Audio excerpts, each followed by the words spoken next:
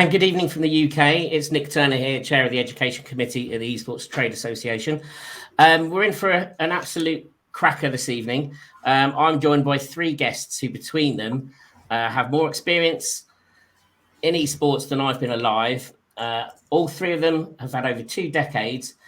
Delighted to introduce Odie, or Michael O'Dowd, John Smith-Howell, and Ryan Champ. And what I'll do to start with, I think it's only fair that you all introduce yourself. I'll start with my co-chair this evening, Ryan. Thanks for joining me this evening, Ryan. Glad to be here. If you'd like to introduce yourself and tell everybody a little bit about yourself. Sure. I'll definitely go in as like the low man on this totem pole of legends. My name is Ryan Champ. I'm known in the fighting game community as Ice Cold Edge, and I got my start in gaming back in August of 2002. And I started the typical fighting game story, like I'm playing Soul Calibur 1 in my apartment with my college roommates, and I was like beating them up, and I thought I was like super good. And Soul Calibur 2 came out in what was then one of the last legendary arcades known as Southern Hills Golfland in California. I went out there and got destroyed, of course. But after that, I was completely hooked. And really, over the past 20 years, have been running tournaments, organizing. I started a Facebook group, the Dallas Fighting Game Group Community. We have like 33,000 people or so in there now. Just organizing over the years and really just trying to build up the grassroots community all over the country. And now I'm a software consultant at Zeal IT Consultants, and I'm looking to help people build software in esports and help it be as sustainable as it can be. Excellent. Thank you, Ryan. And then we'll bring it back over to the UK. John, did you want to introduce yourself briefly? Yeah, I'm John Smith-Howell. I've been in esports since the start of Counter-Strike, which was late into 1999. I played professionally for a number of years and have spent the best part of 24 years inside esports throughout different things, from coaching and now running a number of businesses within esports, from an esports organization and a server hosting business as well. Thanks, John. And by no means least, Odie. I think nearly probably everybody watching this stream will probably know who you are, but if you could just give us a brief introduction before we get into the details of kind of like where we've all been for the last 20 years. Yeah, sure. Well, almost 25 years for me now. So again, 1999, that seems to be a year a lot of people started playing Quake for fun. Actually, Duke Nukem for fun, to be honest. And then it kind of grew in from a hobby to I wanted to be the best in the country, the best in the world. And then it turned into a business, created Team Dignitas with my teammates in Battlefield 1942. That kind of got big. Sold that to the Philadelphia 76ers. There was a lot of time in between those two bits. In 2016, moved on in 2019 to Rec Global, which was Rogue, and we created the London Royal Ravens. And then I just left Infinite Reality, the new owners of that entity, in the summer. And now I work on the other side of the fence, which is kind of weird, for Scan Computers in the UK, who are one of the largest e-tailers over here. Okay, excellent. So I want to take it right back to the beginning, because I've spoken with you before. We've had various conversations, and the reason why we organised this evening's session was because of the similarities and the differences and kind of like the journeys that you've been on and the way that esports has changed. And from somebody who a mere novice who's sort of only been involved in esports for the last 8 or 9 years now, it's really fascinating kind of like to hear those journeys and those perceptions and how they've changed. So if we go back to 1999, which I think is when both John and Odie started, what was that scene?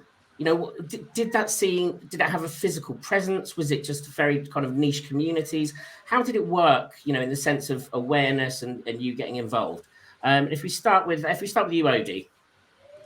Yeah, so I literally got into it because of injury in sport. So I snapped my cruciate ligament playing football, soccer, and that's how I got into it. I was on crutches, just reading the internet, which was crap back then, and I read that these guys were playing in tournaments and earning money. And there was a guy called Sujoy Roy, who was one of the first pro gamers, British guy. He left his Wall Street job for a $200,000 a year contract with Razer to play Quake. So that was my first, like, okay, really? I want to do that. So I went online, found this service called Wireplay, which was something that you downloaded where you could just log into it and it will show you Duke Nukem servers, Quake servers, and you could join those servers and play against real people. When I did that for the first time, I'd only ever played with my mate peer to peer. He was 3 miles away from me. I played him playing Doom in the 90s. But when I had like 20 people running around me and rockets flying all over the place, it was just like, whoa, this is so good. And these are real people. So then it was very much online for probably the first few years of esports.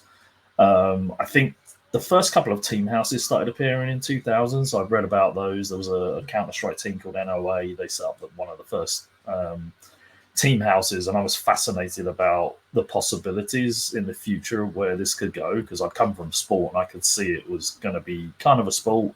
I never ever was convinced, I never will be convinced that it is a sport. It's completely different but very similar. So at the beginning it was just really all online leagues, tournaments, a bit like Sunday League football in England. I don't know what that is in America to translate. I don't know.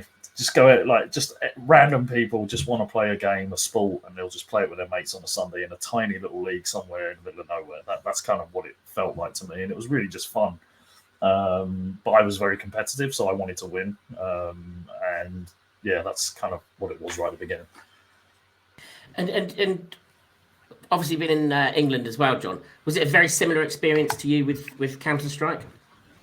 No, so for me, it was purely by chance walking down the street with my dad, and I walked past an old internet cafe like LAN Centre. I had no idea what it was. I wasn't really into computers at this point. I'd always been into gaming from console and the Sega and the Mega Drive and N64, and I was just intrigued. So just walked into the internet cafe and essentially asked, what do these guys do here? The guy behind the counter asked if I like playing games. I said yes. He said, what sort of games do you like to play? And the first thing that came to mind was GoldenEye from N64. Always loved my shooting games. Time Crisis on the PS1. Always been somebody into military and army. So for me, shooting games was the first thing that came to my head.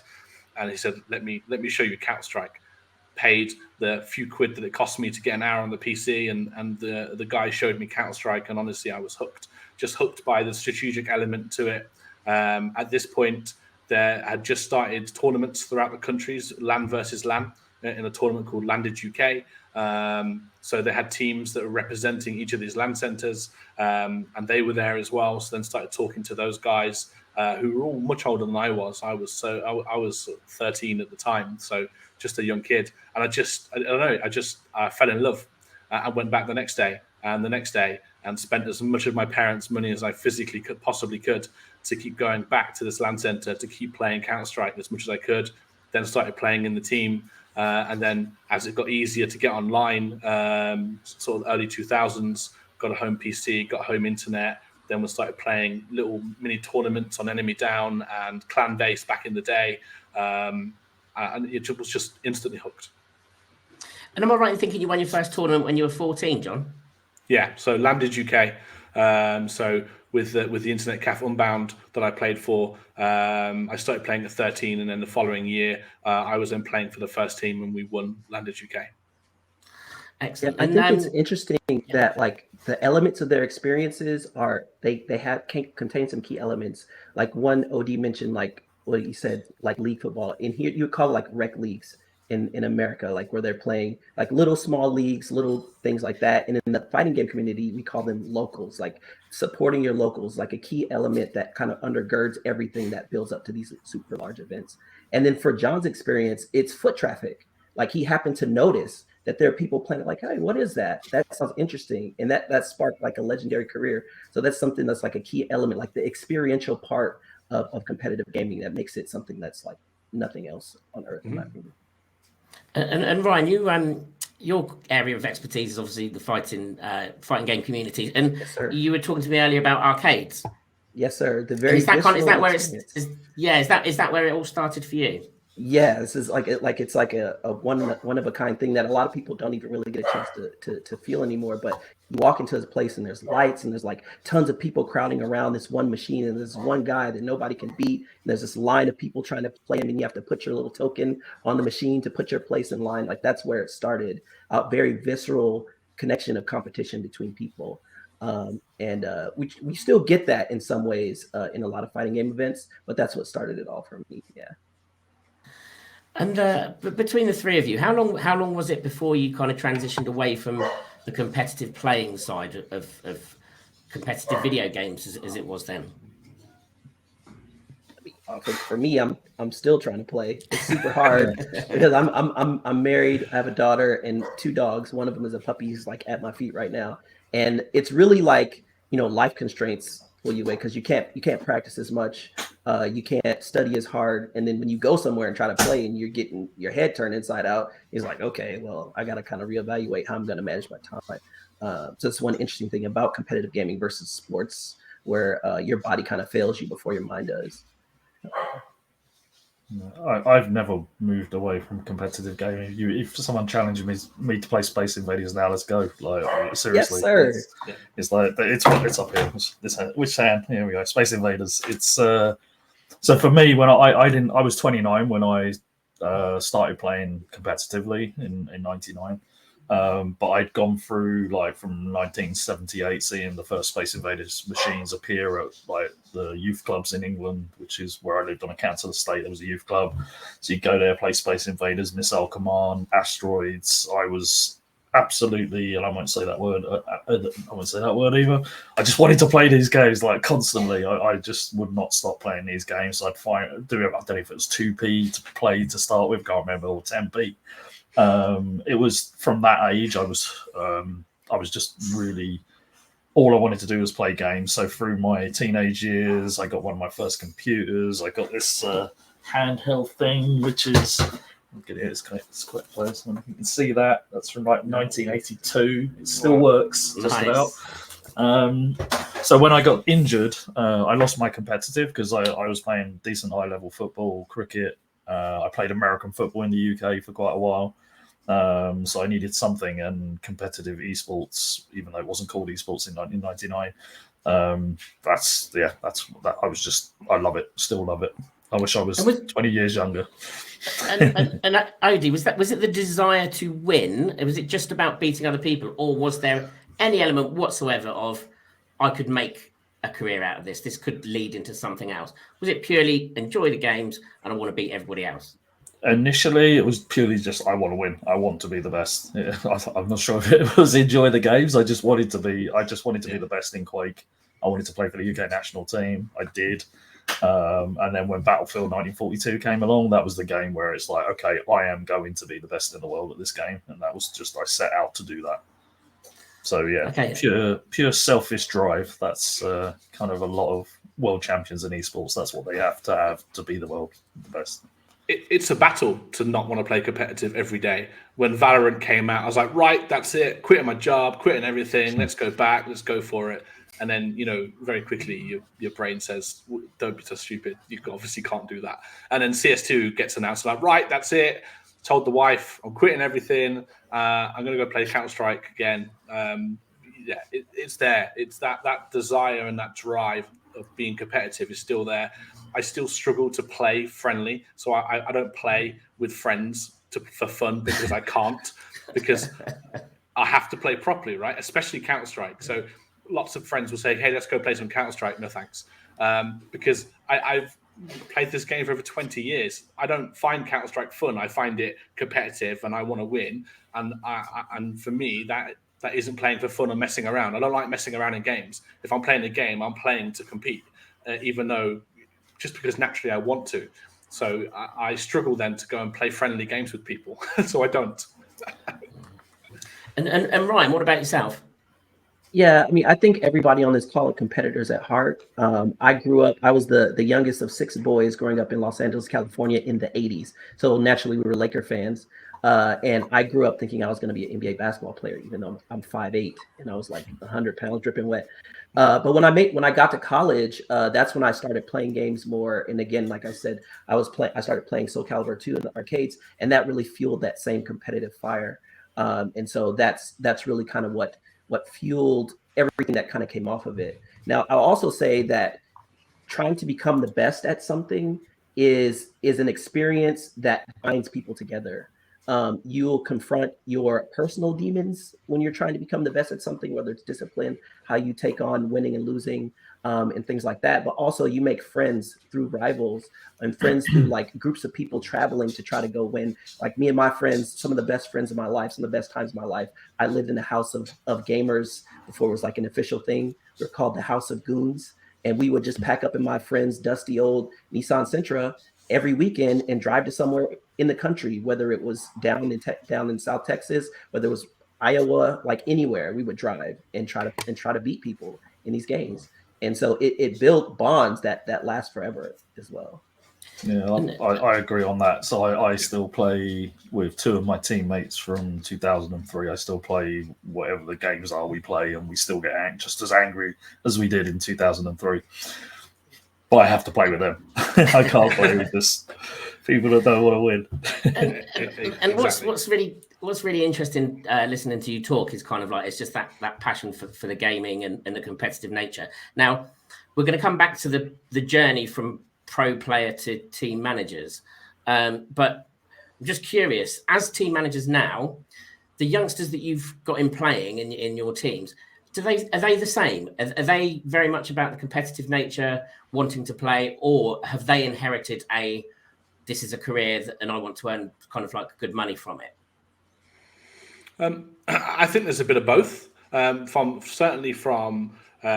my experience of players, majority of them have that same passion that I had and I felt, and I can always see a bit of myself in these guys. And all they want to do is play. All they want to do is be the best. They want to play as much as they can, and they want to win, and they want to drive forwards. Yes, there's an element always of money, and I think that most of that, I mean, it's a completely different topic, but a lot of that comes down just because of the short time that you have to make it as a pro in esports before pressures of go get a job, go and earn some money as an adult come into force. So I think a lot of that's forced in terms of having to go and earn money with it. I never in a day thought I would earn money from playing Counter-Strike when I first started. Wouldn't even enter my thought. All I cared about was just playing. Money was never in my thought process until I was older and it started to happen naturally. And, say, hey, let's go to this event. We paid it for you. And you go, all right, okay, this is cool. Now I get to go and do stuff and I'm not paying for it. So I think there's a mixture. But on the whole, most people are just driven to want to be the best at something. Yeah, it's just how that message is presented to them now is completely different to what it was 20 years ago, where the people that played just wanted to play, and then they kind of get noticed by somebody and they'd be told, go speak to these people who are a better team, you should play at that level. Now it's all like the influencers, Twitch, YouTube, people watch this stuff and it's inspirational. And then people read out about that there are salaries in this now. When I won my first tournament, I won £20. I was really happy. Like you wouldn't get a pro player playing for a £20 tournament now, but that's all I wanted to do was win that tournament. That was far more important to me. So seeing the journey of where it was 20 years ago to where it is now, it's just unbelievable. Yeah, where it's gone to. But a lot of my predictions 10, 15 years ago are starting to appear. And this is one of my predictions from 20 years ago. At some point, a player is going to sign a contract and they're going to say, well, my mum and dad need a new house. I need this car. And then I'll sign your contract. It's going to happen. I don't think we're that far away now. Yeah, good. I'm going to talk about the transition to team management, but just wanted to say to Path in Canada, it's a really good question in the stream, and we'll come back to that later. I've already dropped that off, so if you want to keep watching, and we'll revisit your question and give you an answer to that, hopefully. So, big transition from a pro player to a team manager, or was it? Or was it quite a smooth process? It just happened naturally. It was a progression that going from that playing side to, hang on a minute, I can put together a team here. Because it's something that you've both done, John and Odie, and I would imagine that is where the potential experience might be quite different for the two of you. Do you think that'd be fair to say?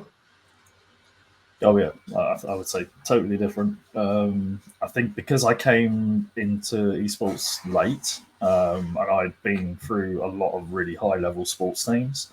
So my American football coaches, I learned so much from their man management of people, and I really started studying how they spoke to people to get what they wanted them to do without telling them what this is what they want them to do. So what I always try to do whilst managing players is always try and like understand how the how the head works, what's going on inside, why do they do this, what's the motivation, like just I could talk for hours about this part, but that's probably for me the most important bit. I became a manager purely because the business started growing, and we were just about to play a European clan base championship final, and we were doing the tactics. Whilst that was going on, I was doing emails to sponsors and like doing the business stuff, and then we got into the game. And somebody said, Odie, do the thing. Can't remember what it was. And I was like, what the hell is the thing? I can't remember. I wasn't listening to the tactics. Luckily, I guessed right, and we won. We won the European Championship. And then literally after that game, I think that was 2006, I just said, I'm too busy running the team now. I can coach, but I'm going to retire. So I retired at the age of 36, which I think is pretty cool. That's pretty.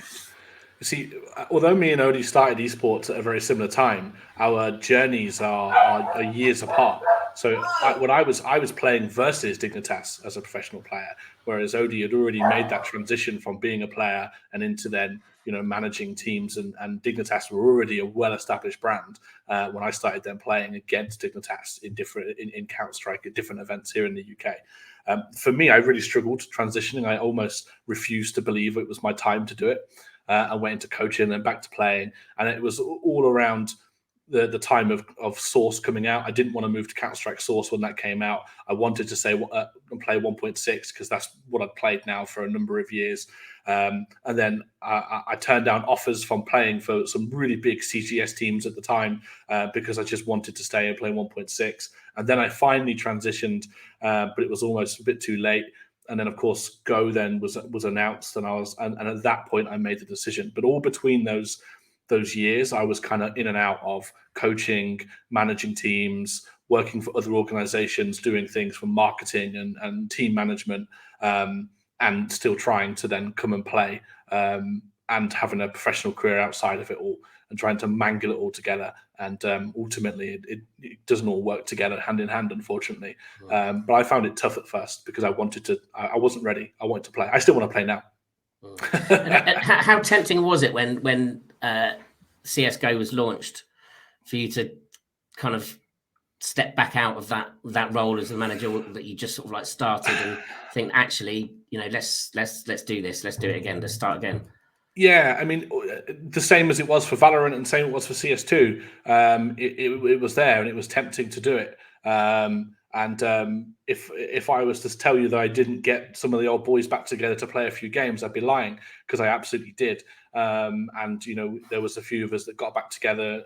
But again, life has moved on too far. Everybody had gone. I think I was the only one from my old group that was actually really still in esports, whereas they'd all gone off and done other things. So yeah, it was difficult decision to kind of just make.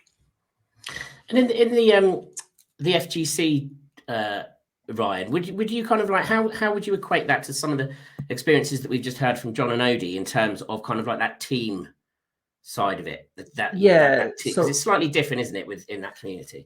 Yeah, like the maturity model and the way the teams and stuff work is very different. Fighting games in general is like open, like anybody can come off the street at any time. So the journey is very individual for the most part. There are teams that kind of come in and come out of focus. I know Echo Fox had like a crazy good roster. Evil Geniuses had a really good roster of fighting game players. And there are time periods where they have like investment there and then they kind of go away and come back. But it's really more of an individual based thing. For me, it's really about like getting people into the funnel, getting more and more people to experience what it's like to go to an event, to compete and push yourself to the highest level. So for me, I've always kind of had this, even though I'm always a player, I always had this kind of organizer spirit from the beginning, because I wanted people to train and be as serious as I was. So there has to be someone to bring that together. And so I've kind of always had that, whether it's through the Facebook group I started, or running. I had like at one point like the largest kind of gathering here in the city of Dallas for Tekken, and it was affectionately called the Ice Cave. And I would have 50 people every week in my 2-bedroom apartment. There's people who are trying to train to get better, and we have ranking matches, and we stream it and all this stuff. So really, I think what happens is people have this general desire to get more and more people involved, and the person who kind of has that organizer spirit is usually the one that picks up that mantle and does that kind of stuff. And those, I think, can be completely separate from like TOs, like people who run big events like Evo or CEO or Combo Breaker and stuff like that. So yeah. Okay, good. Right, I'm going to come back to you, Odie, mainly because I just find the story fascinating, and it's always good to hear it from the horse's mouth. When your Battlefield 42 team became Dignitas, what was that like? I mean, how did that feel from where you started out?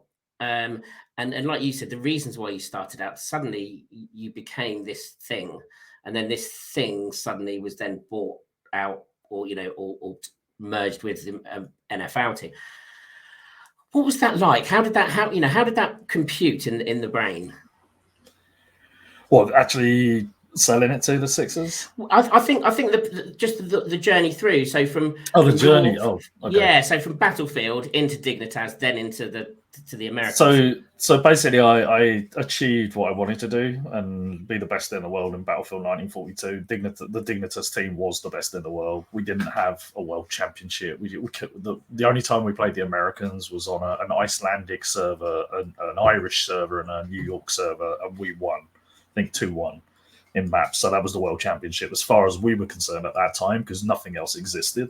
I think this is what a lot of people now just don't really get, like, because now you've got LANs all over the place and world championships in stadiums. So we went, I think it was 140 odd games unbeaten for 19 months. That's never happened in esports since. Like I know there was the CSGO team.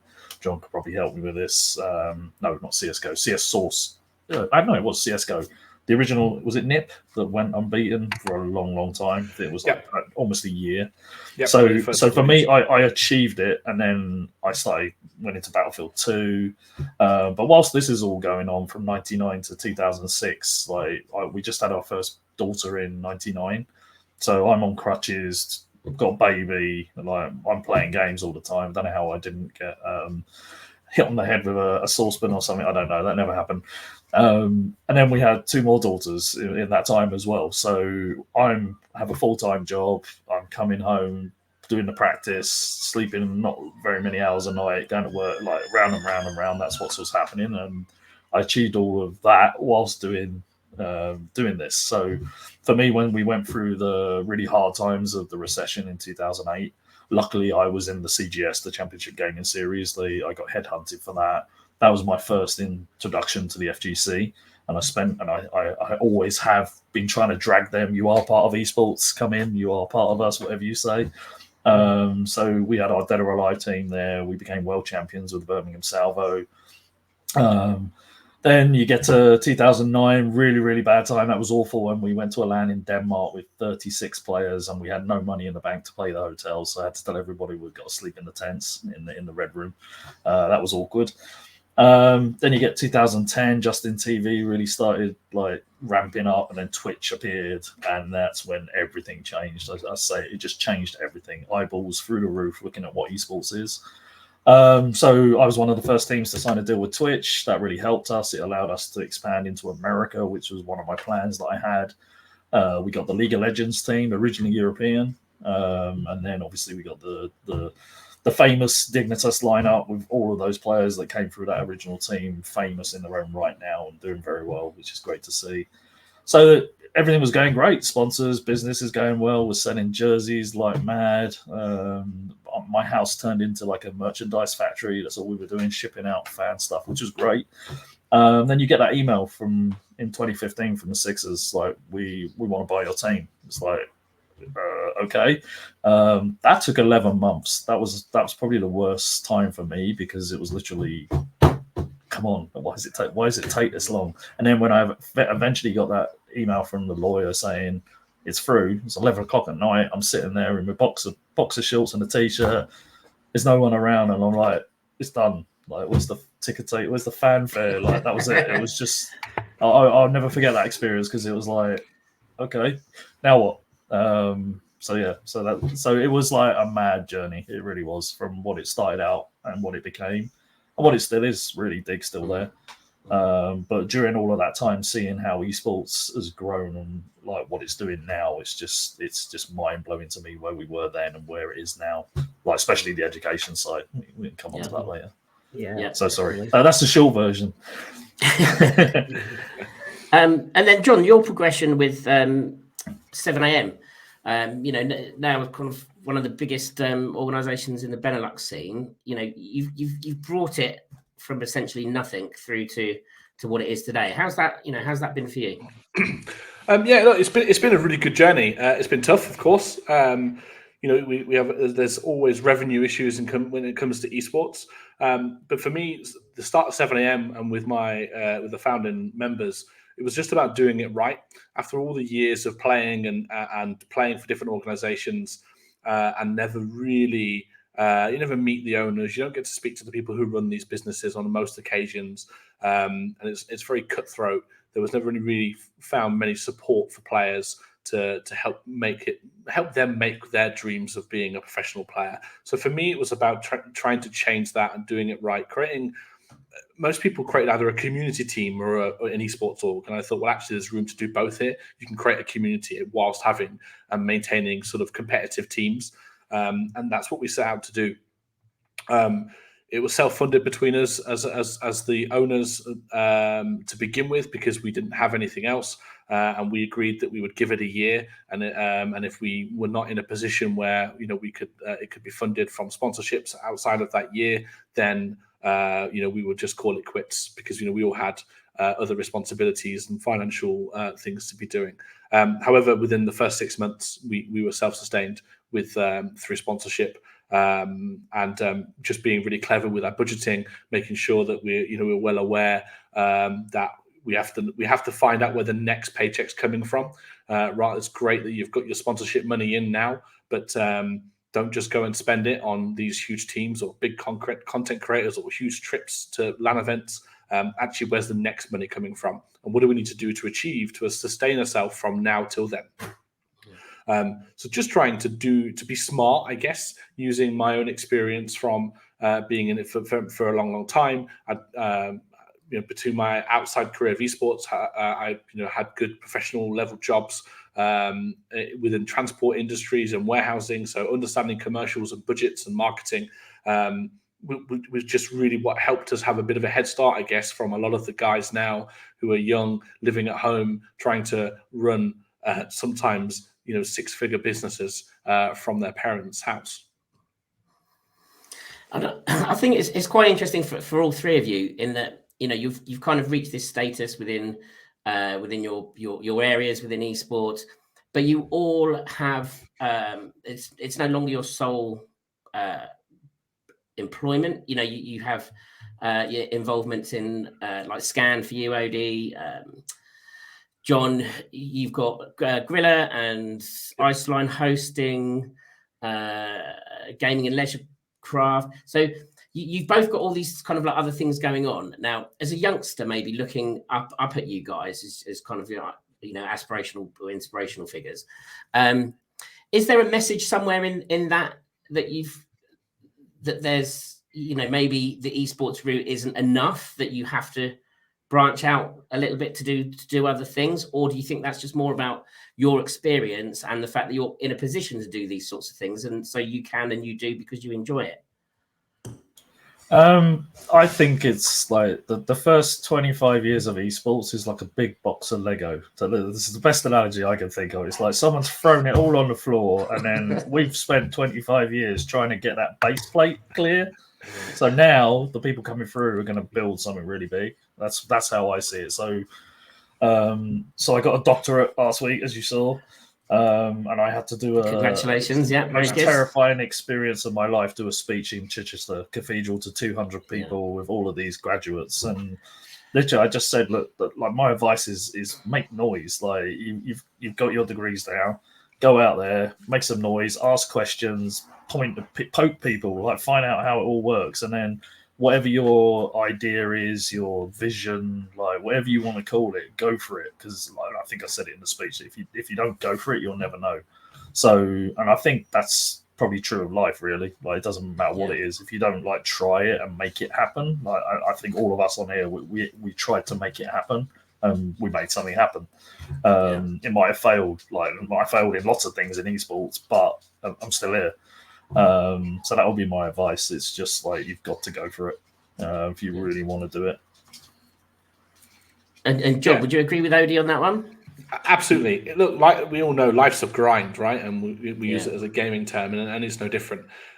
If you're hungered to win something, well then business and life is no different. I'm hungered to win that too. I'm hungered to have businesses that are successful, that are growing, so that I can support and sustain my family. The drive is no different from 20-something years ago, trying to beat a team on D-Dust.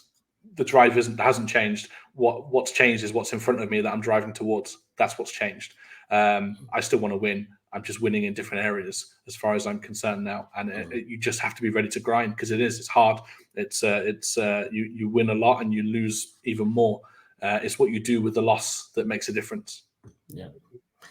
And Ryan, you've taken a kind of a different route, haven't you, with your your consultancy with the software architect feel? Yeah, so my advice would be don't lose the forest by focusing just on the tree. So yes, like push yourself to be great. Try to make a living at esports, but the experiences you gain out of that has a lot of add-on effects. Like the small example, like if you're in a high stakes competition on stage with thousands of people watching you live and thousands more watching online, you think a work deadline is going to bother you? Of course not. Like if you're trying to become the highest level in some game, like at a national level, you think some problem at work or like some assignment somebody's going to give you is going to wear you down? Of course it's not. Those types of skills, both mentally and from the people you meet, apply to anything that you approach in life. Like John said, like we're competitors. Everybody wants to be the best. If you apply that like desire to anything, you can win. To Odie's point about going for it, like, yeah, man, like try to make your dent in the universe. Like I use this analogy all the time about how words get in the dictionary. So people think that the dictionary defines what the words are, but it's actually the other way around. Like they watch how people use words, and once a word comes up enough in usage, it then gets added to the dictionary. And life is no different. Like if you want to paint your path a certain way, just try it. Why not? Like what are you going to do? You're going to sit home and watch TV, get old and die? Like no. Like you want to try to do something with your life, have fun with the game, and try to find a way to make it work. Some things will fail, for sure. It will fail, but that's okay, because you'll meet people along the way and you might end up somewhere else. Like I'm a software consultant now. I got into programming because I wanted to be involved in games in some way. So I started making games, actually. It turned out that making games makes it a lot harder to travel for tournaments and stuff. So I got into enterprise development and stuff, so I could get a 9-to-5 and get my weekends back. And so I could travel and stuff. But now I'm trying to like bring it all full circle and use my software experience to start helping build sustainable systems for these companies that are going to grow. Like as the ecosystems get bigger, the systems get more complex, people are going to need good software to keep it going. Software eats the world. And so I'm definitely trying to help in that way as well. Okay, excellent. Now I've got we could spend hours talking about your journeys over the decades because it's fascinating. But we'll use the time to discuss some other things, and we'll start off with something that a comment you made earlier, Odie, about sport and not sport, and that you don't think that esports is a sport, although there's similarities, but it's not a sport. Can you kind of like explain that just more in your ideas, because it's an interesting one when I'm in front of students teaching and we have this conversation about the legal classification in the UK being a game and not a sport. And it's always mixed, and it's one of the best debates that we have. But it was interesting to hear you say that, because generally from other people in the industry who, especially those within education, are very much esport is a sport and it should be defined as such. Okay, so I look at it just from my own experience of playing football, cricket, American football. Like then I was just like ultra fit. With gaming, you don't have to be ultra fit to be the best. That's the difference. I think the mind is far more important, and like the training of like hand-eye coordination. That to me, that's far more important. Like I was one of the first people in esports to bring in a life coach for a team, and then that moved on to like nutrition, and then now, and I always thought it would happen. Sports psychology is probably the same, I would think, because the psychological side of gaming is just like sport. That's kind of the biggest similarity in my head. I'd like it to be recognised as a sport in the UK because that opens up funding, that's for sure, for the government. But it's just completely new. It's just something that's appeared in the last 25 years that's completely new, but it's very similar to sport. That's how I look at it. That's all I can. Yeah, I've got no. I was going to say I'm not a professor. I am a doctor now, but I don't know like what the definition is like. But I know from when I competed in esports, it's the same feeling as competing in American football. But the way you prepare, the preparation is completely different. I think mostly. Yeah. No, that is interesting to hear because it's like you said, from the funding perspective, yes, great, because it does open up channels for us. But I also think that there's at times there's too much pressure on it wanting to become a sport at the same time. And kind of like, it's like you said with the box of Lego analogy, and you've got this thing that's just kind of still embryonic and it's still growing. We're still really early days and we've got a long way to go. And if you look at the structure of traditional sport and then you look at the structure of esports, they couldn't be further apart. There's so much work to be done. That's just not going to happen quickly at all. I think on another note, though, maybe in terms of like if we bring it back through to education and sport, from a team manager's perspective, and again, Ryan, it'd probably be slightly different in the States there because it's a different system. But going back to Path's question in the chat, where they've asked what your point of view is on the talent stream coming through collegiate esports, college esports. I mean, if we start with you, Ryan, in America, because your kind of collegiate system has been up and running for longer than it has here.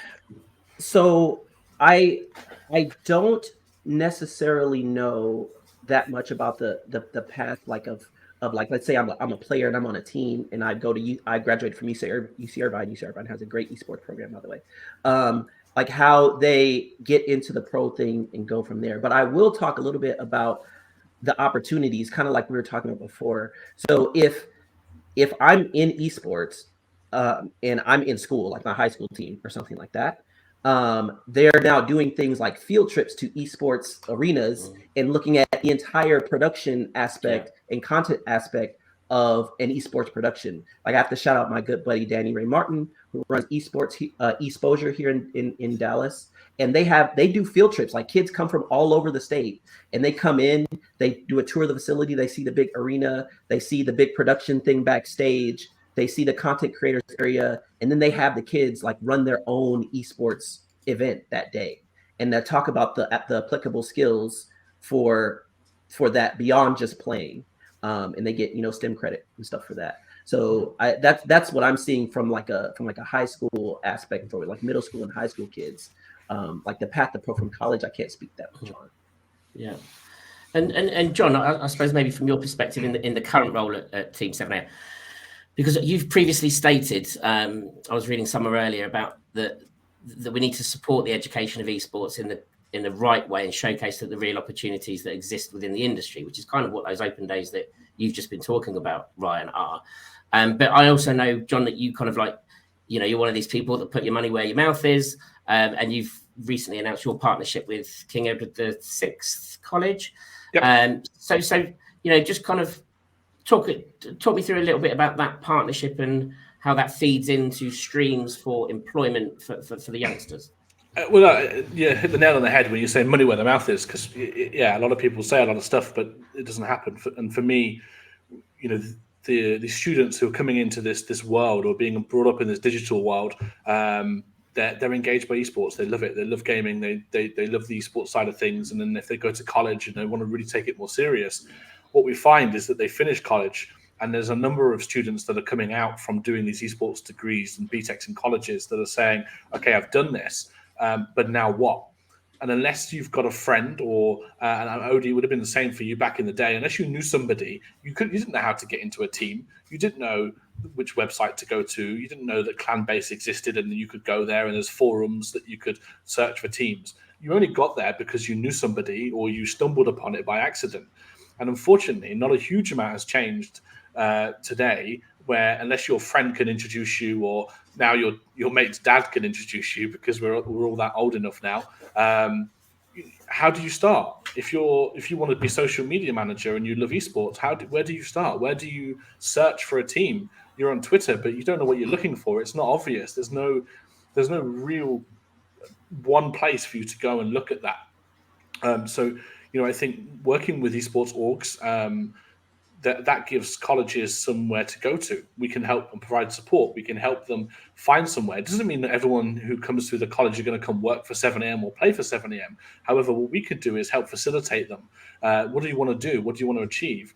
Can we help you with some experience whilst you're in college, so that actually when you've finished your college course, you can come out and actually you've done some stuff. You've got a portfolio that can help you go get a job. Can we help find you a job with other orgs, with other areas of the business? Can we help them and just give them some guidance more than anything else, and support them in whatever they need to be? And I just feel that there's a lack of that support right now between the esports orgs and the collegiate space, because we need each other.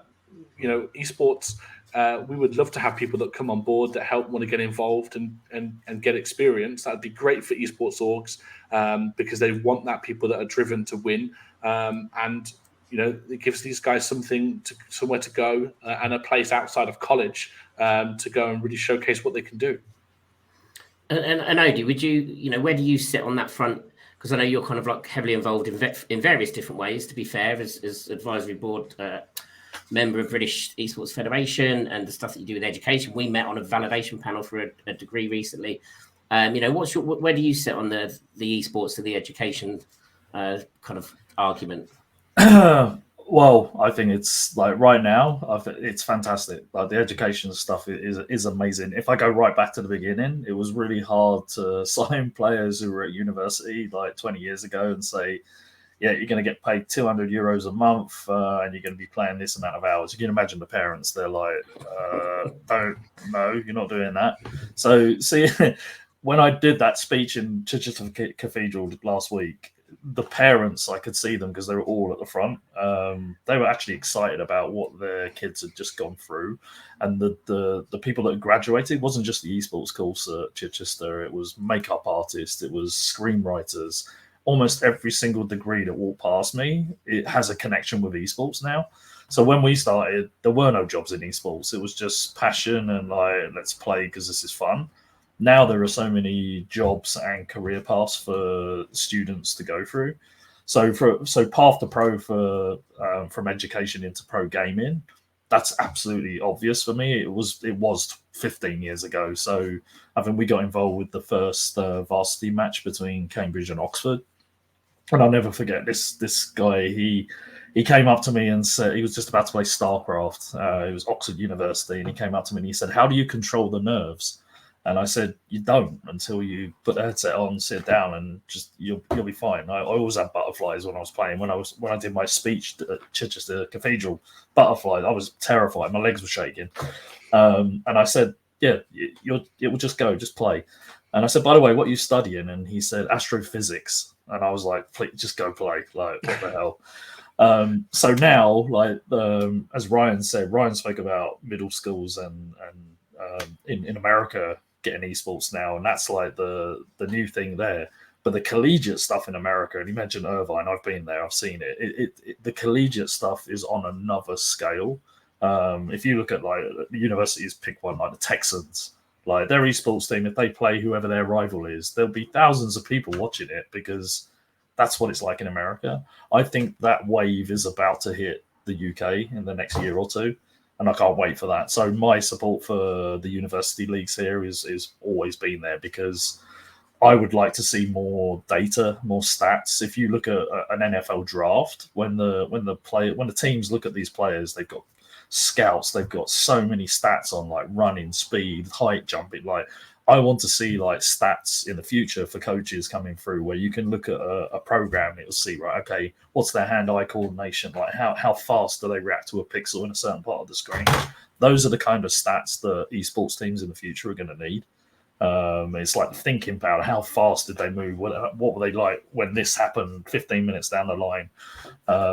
So there's so much more study and education and people going through colleges now that hopefully qualify and then come back and start studying all of this stuff. That's what I want to see in the future. So it's a bit of a garbled message, but I think I'm quite excited about university esports. And plus, it's competitive. Like I want to support my local college where my daughter is, and I will.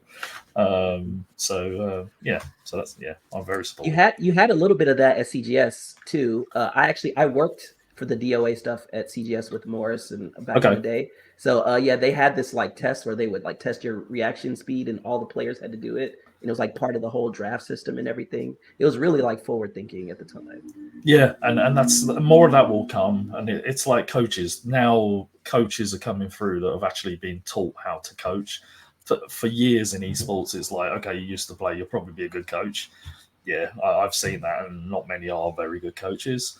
When I came through from sport, like I said, I studied my coaches from American football. When I got into esports, I started studying like man management people, like Arsene Wenger, Alex Ferguson, how they actually man manage people.